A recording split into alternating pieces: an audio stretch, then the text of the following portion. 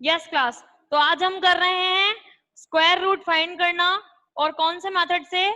Long division method से square root find करना सीखेंगे हम। ओके, तो जस्ट सपोज हमारे पास में जो डिजिट है वो है 53361।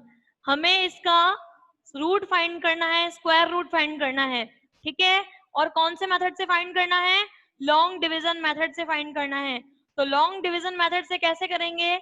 देखिए, यहाँ हम डिजिट लिख लेंगे 53361, ठीक है, इस टाइप से बना लेंगे।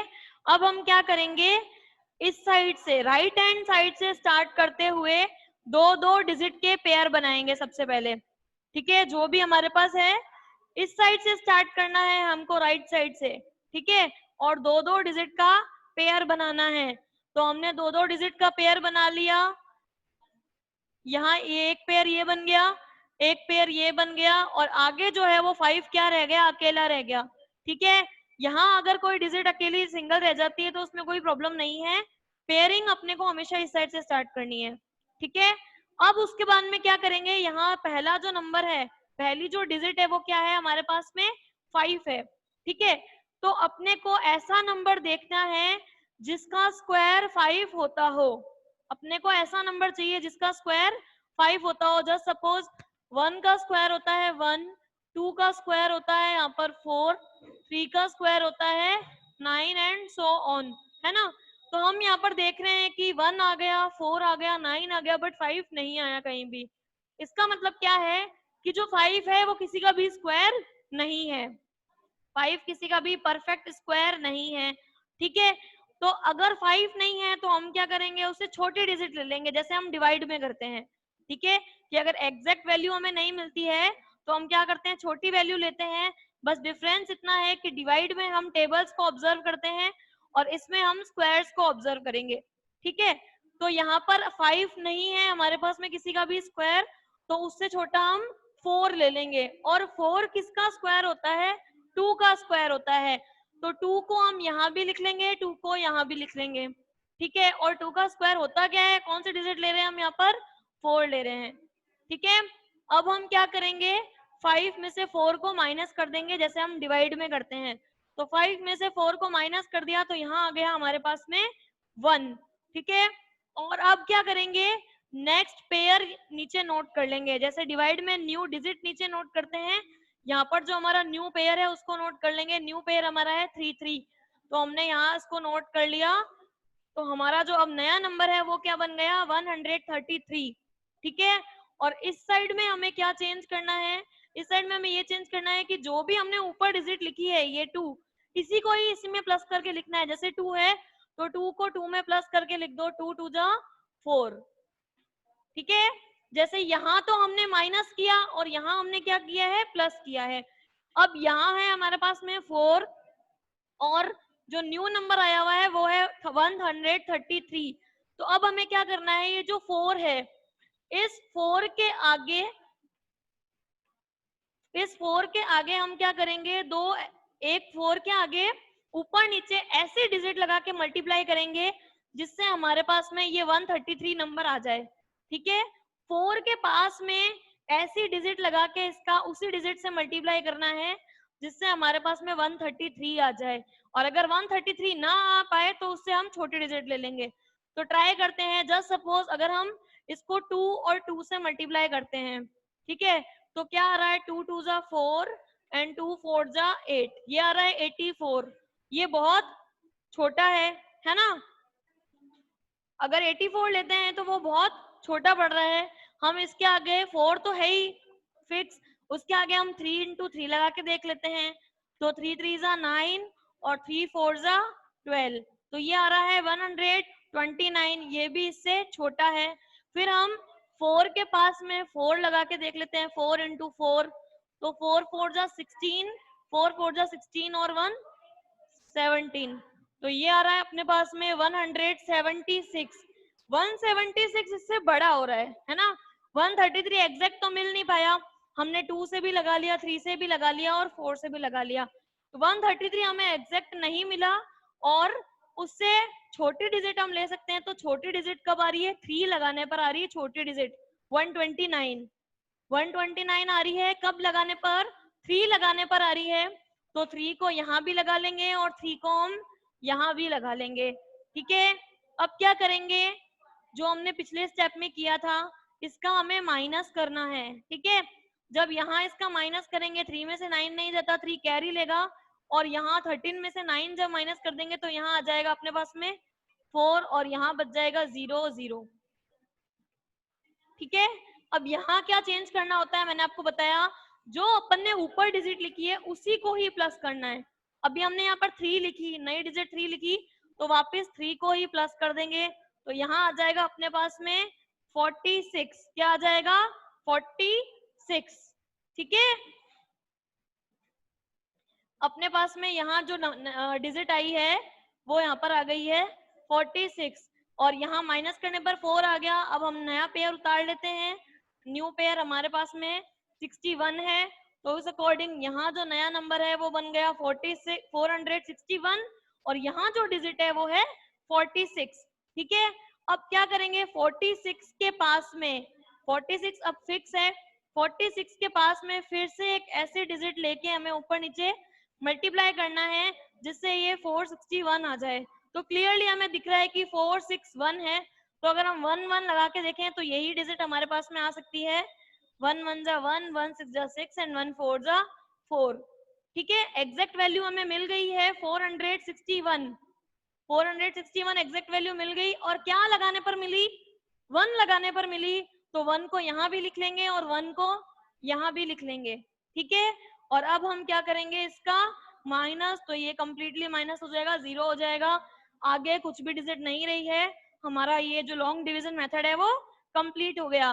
तो इसका मतलब जो ये 53361 है वो किसका रूट है? 231 का रूट है। ठीक है, हम बोल सकते हैं 53361 का जो स्क्वायर रूट है वो क्या हो जाएगा? 231। ठीक है, तो ये होता है अपना लॉन्ग डिवीजन मेथड। इसी का ही एक और एग्जांपल अभी हम करके देखेंगे। यस, इसके बाद में हम इसका एक और एग्जांपल देखते हैं। अब हमें किसका रूट फाइंड करना है?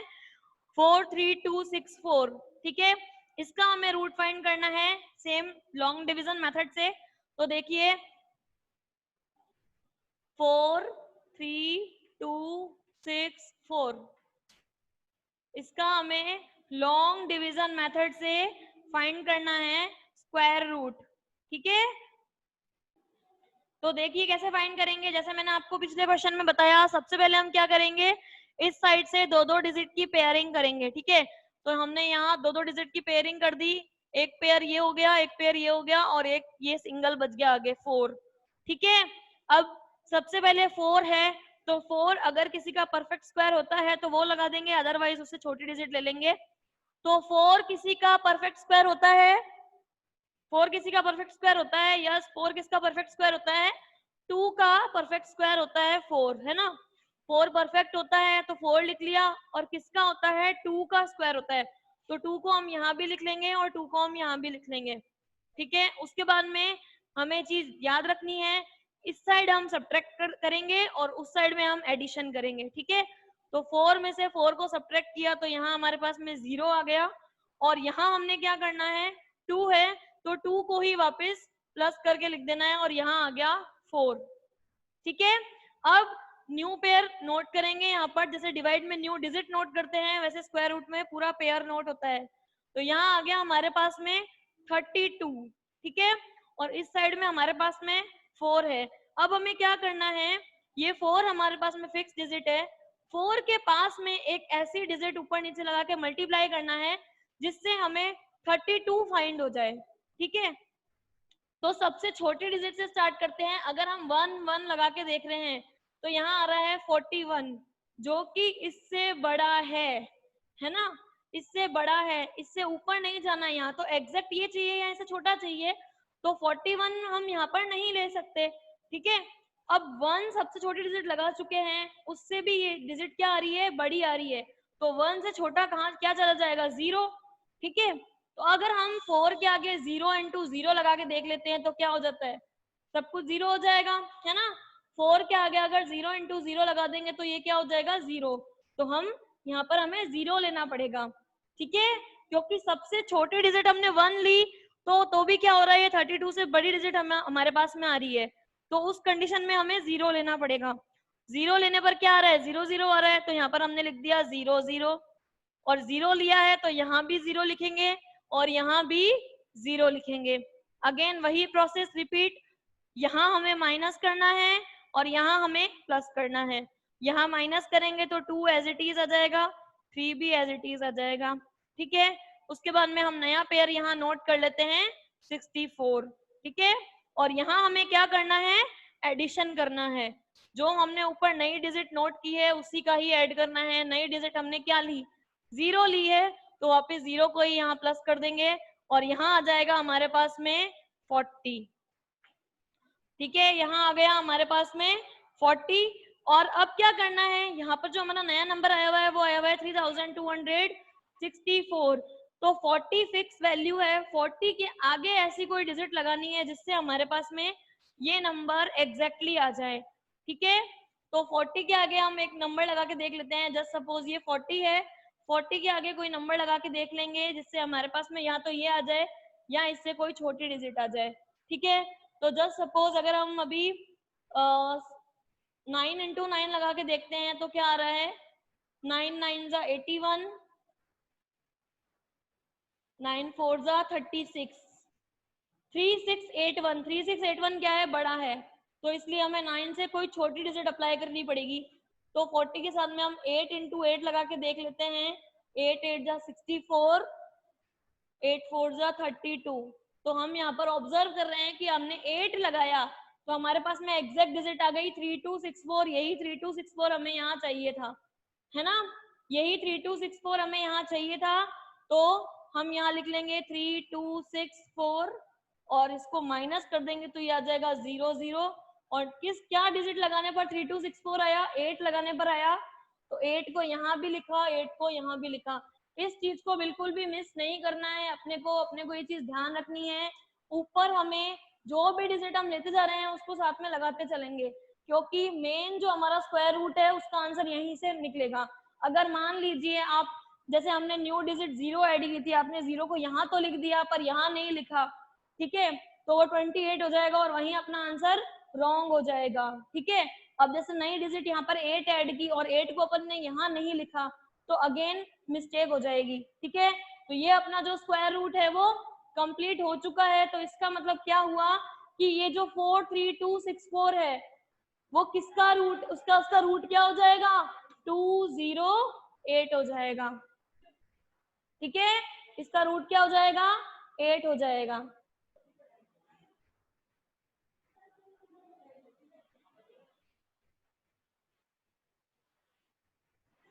क्लियर, अब आपको क्लियरली दिखाई दे रहा होगा। तो ये हमारा जो लॉन्ग डिवीजन मेथड है वो कंप्लीट हो चुका है, ठीक है।